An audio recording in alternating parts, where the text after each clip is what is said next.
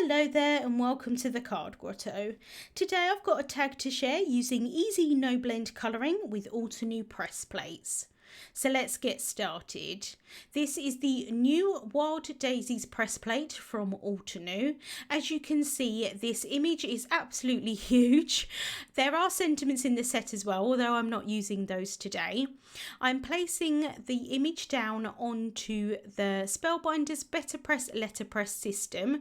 So I'm placing it down onto the chase, which is magnetic, so that's going to hold it in place.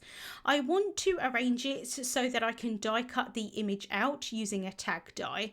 So I want to make sure that there's enough room around that image to be able to do that. So I'm just bringing in that die so that I can see where that's going to end up. I'm then taking the platen, which is flipped over, and I'm placing a piece of cardstock down onto that platen, and I'm going to hold it in place using Altenew masking tape. This is the purple satin masking tape and it worked really well for this purpose. It didn't damage the cardstock or anything like that. So I'm just popping tiny little pieces on either side here of that cardstock. This is the Spellbinders letterpress cardstock. I have found that it works really nicely for this purpose. It gives a really nice deep impression with the plates. So just popping that off, and then I can ink up the image using Spellbinders BetterPress black ink. I could have used Altenew fresh dye inks here. I actually originally wasn't sure how I was going to colour in the image. I thought that I was going to use colouring pencils, but I wasn't sure if I was going to do like a smooth blend with maybe Gamsol or something. So I wanted to make sure that I used an ink that wasn't going to bleed with the Gamsol. In hindsight, I didn't end up using that, so I could have just used the Altenew fresh dye inks, but I wasn't sure at this point what I was going to use, so better off using an ink that would be suitable for different mediums. So I've popped the platen on place, and that's being held in place, excuse me, with the magnetic pieces on all four corners. I'm then running that through my Platinum 6 machine, and then popping off that plate there. I do like to run it through quite slowly to make sure that I don't get any smudging of the ink. I did get a tiny little bit of smudging on the top flower, just in one small place. Off camera, I did try and remove that. I ended up making the situation worse than it needed to be, because actually at this point I can barely see it. So you know, you learn from your mistakes. I didn't probably need to try and remove that ink at all because it looks absolutely fine. I am going to cover that a little bit later though. So now I'm taking that tag die. This is the Altenew Terrific Tags die, and I'm popping it in place, holding it down with some low tack tape, and then I can run that through my die cutting machine. I'd already created a card using this plate, so I thought it'd be quite nice to create a tag as well. I do lose quite a lot of the image, but I still think it's quite pretty. I'm then taking the Altenew Woodless Coloring Pencils, and I'm going to use those to colour in the image. So I'm taking a pink, a purple and a blue to colour in the petals of the flower. I completely forgot at this point that I would need some yellows to colour in the centre, so I do go back and grab those at a later date. And then I'm just grabbing some greens to use for the leaves and the stems. I thought today that I would use colouring pencils, but in a way that was a little bit quicker for me. So I absolutely love colouring with colouring pencils, but it does take me quite some time to get the blend that I want. It takes me quite a lot of layers and therefore quite a lot of time to do it. But it is quite nice sometimes to do kind of like a no blend look. So what I'm doing here is I'm going from the outside edge of the petal and I'm flicking the colour inwards, and then I'm going to do the same thing from the bottom of the petal and I'm flicking it upwards. Now, which way you flick doesn't really matter. I often find it easier to either flick my pencil downwards or flick the pencil upwards. I'm not so keen on trying to flick sidewards, but whatever works for you would be great. So like I said, I'm flicking from the outside edge of the petal and then towards the bottom of the petal, flicking inwards, and I am leaving some white space in the centre. I did just happen to like that look, but you could definitely cover it up completely me if you wanted to do like a similar technique. And the great thing with this technique is that you're not actually taking the time to blend, but the colours do tend to just blend together on their own, which is quite nice, and it is a little bit quicker, at least for me anyway. So that was the purple shade, which is Midnight Violet. I'm then going in here with the pink shade, which is Rubelite, and I'm just doing the same thing. So I'm going over where I went with the purple, but bringing those flicks in further towards the center of that petal. And I am doing this quite light-handed.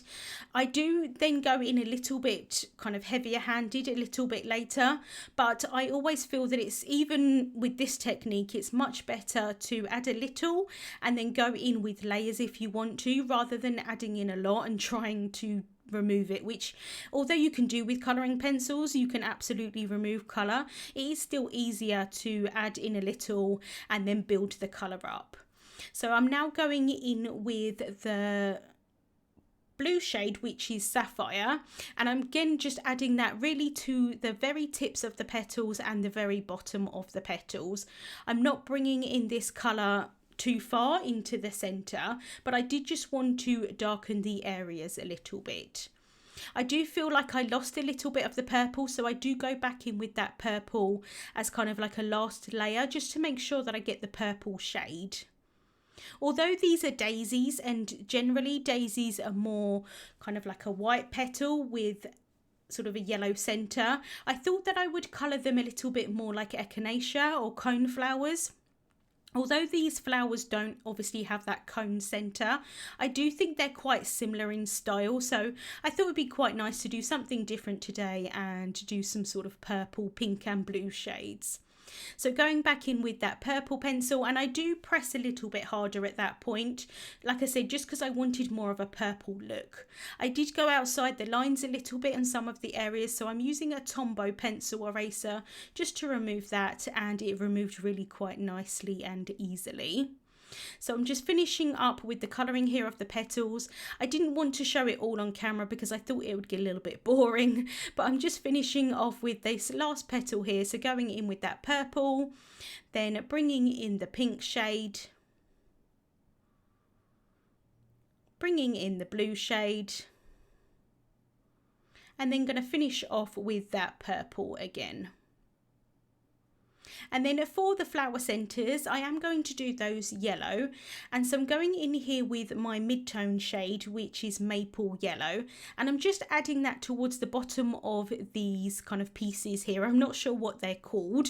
They're not really kind of stamens or anything, so I'm not quite exactly sure what they're called, but I did think that maybe that Maple Yellow wasn't quite dark enough, so I did go in with Yellow Ochre, and then I'm finishing off with Fresh Lemon, which is really quite light. And all three shades do work really nicely together.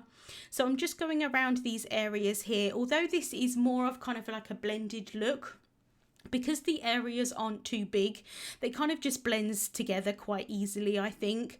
And I'm not being too precise. The great thing with how this flower centre is drawn is that it is a little bit more on kind of like an, I don't want to say organic, but you know, like a more sort of messier side of things. Again, I don't really want to say messy, but you know what I mean.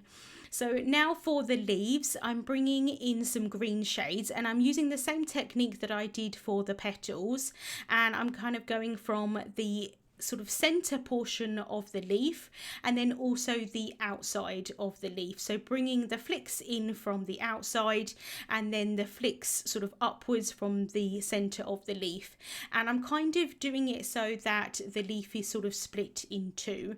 I'm not getting a huge amount of sort of white space in the center of these leaves, just because they're a little bit more on the sort of smaller side. So going in with my mid-tone shade first, which is Grass Field, and then for the stems, I'm kind of just going in sort of an up and down motion. So I can just do the same thing here for this other leaf. And I do think that this does look a little bit messy for my personal preference, but I think it still works quite well for kind of like the sort of feel of the image, I suppose. So then I can go in with my lightest shade, which is Limeade, and just going over where I've already been again and bringing those flicks in a little bit more towards the centre.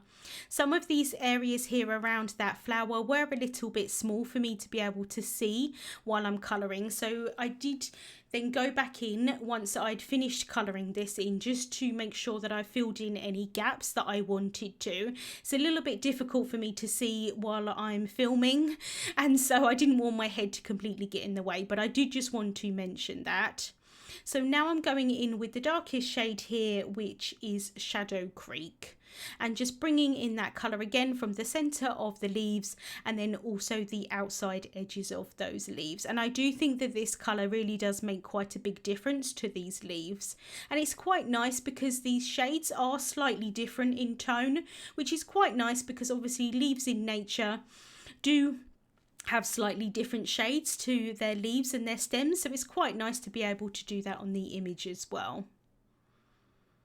So once the colouring had finished, I cut out the whole reinforcer piece from the Labels and Tags 2 die set from Altenew. I cut that from some black cardstock and I'm just popping that on the top of the tag. Just finishes it off quite nicely. I then cut another of the tags from that same cardstock. I don't really need to use the BetterPress cardstock for this because it's going on the back of this tag, but I do like to just make sure that my cardstocks match. So I'm just adhering that onto the back of the tag. It adds a little bit of stability to the tag, but also it's quite nice and neat if I want to write a personal message on the back as well. And then just popping some twine through the top of the tag and then tying that in a bow. Once I'm happy with the shape of that bow, I can cut those tails down with some scissors. I've then stamped a sentiment from the Altenew Sentiment Strips 2 stamp set. I stamped that down onto some black cardstock using embossing ink, applied some white embossing powder and heat set that, and then cut that down into a strip. I've added some foam tape onto the back of that and then just popping that down onto the tag. I'm then taking some enamel dots from the Altenew Essential Black and White Enamel Dot set. I'm just using the black ones today, and that is where I accidentally smudged some of that ink. So I'm just covering that over with that enamel dot, and it worked quite nicely. And then I can just figure out here where I want the rest of the enamel dots to be. And I thought that I would just pop 2 underneath the sentiment strip. I do like to add embellishments around sentiments. I think it kind of just draws your eye into that sentiment. And so that is the tag finished for today. I really do like the technique of that kind of flicking with the colour pencils. I do think, like I say, it's a little bit quicker for me, and I do like the effect as well. Links to the products that I used will be listed in the description bar on YouTube and also over on my blog. Thank you so much for watching, and I'll see you soon.